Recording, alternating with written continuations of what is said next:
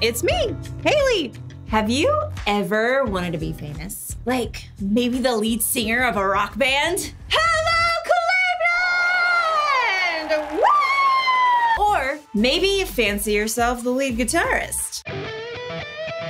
Can you picture it? A huge crowd of people watching you, cheering for you, chanting, Haley, Haley, Haley!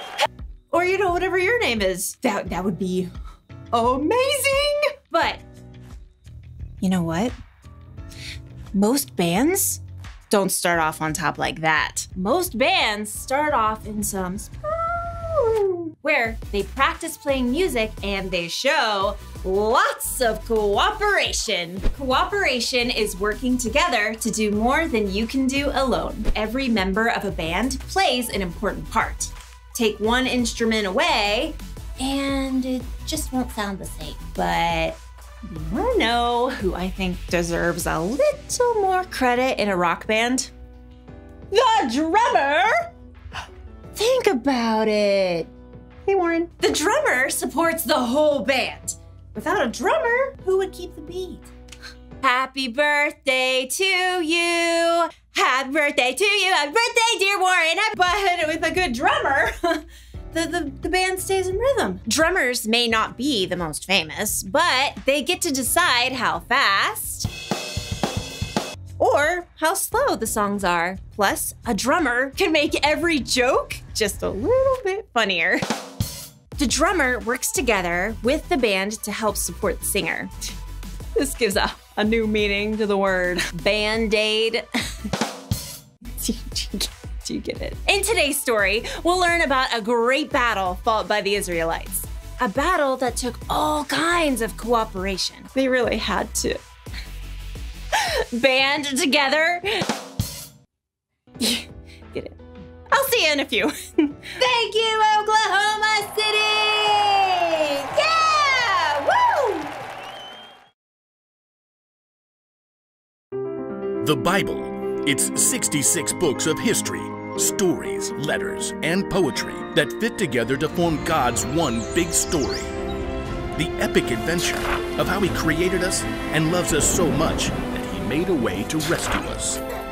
As we travel through the Bible, from Genesis to Revelation, we discover people who met God and found their lives changed forever.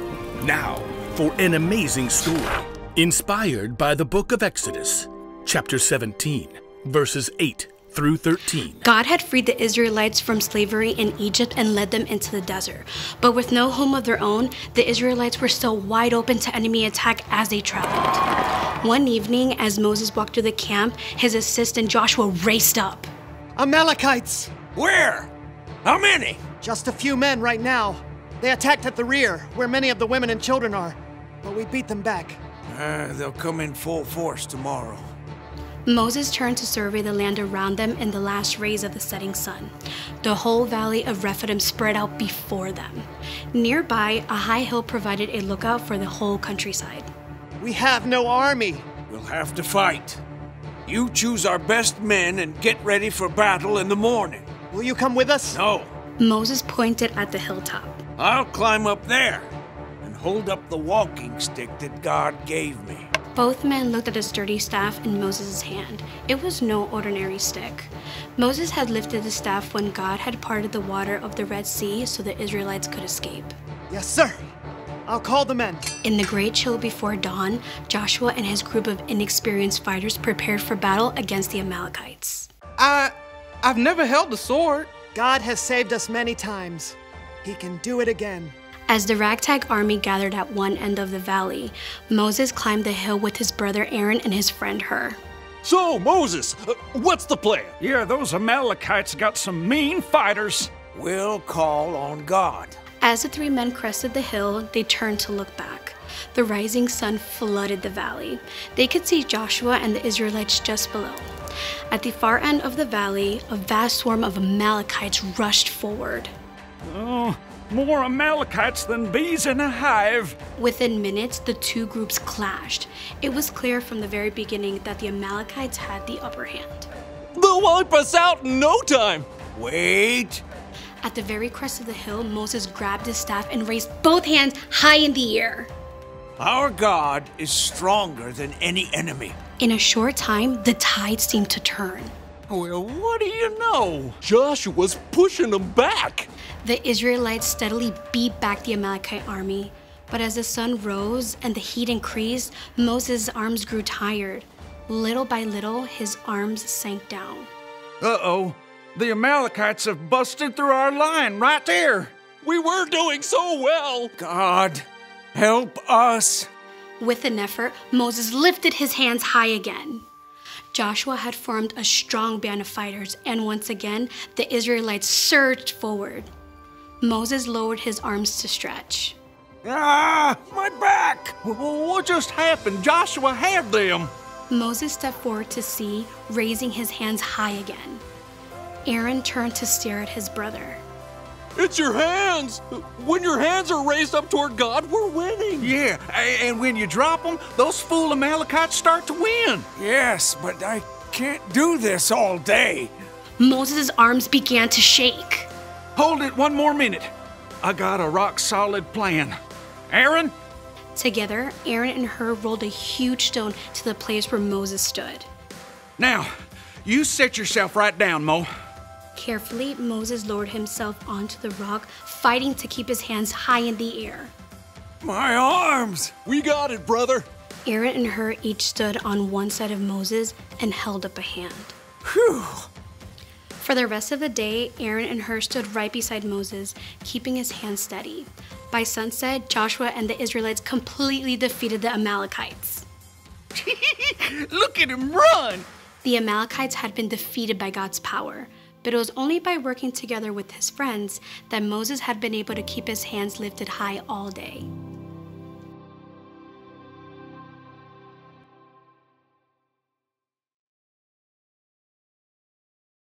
The battle against the Amalekites took loads of cooperation.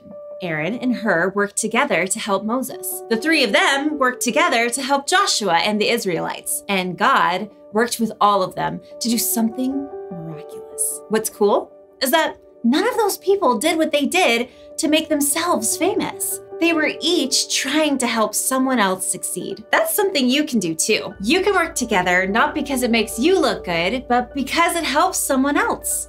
After all, life isn't always all about you. You could work with a friend on their homework, even when it's not your grade. You could help your brother or sister clean up their room, even though you didn't make the mess. If a friend is involved in a sport that you don't play, you could help make signs or posters to cheer them on. Jesus once said, "In everything, do to others what you would want them to do to you." In other words, you should treat others the way you want to be treated. Here's one way you can do that today.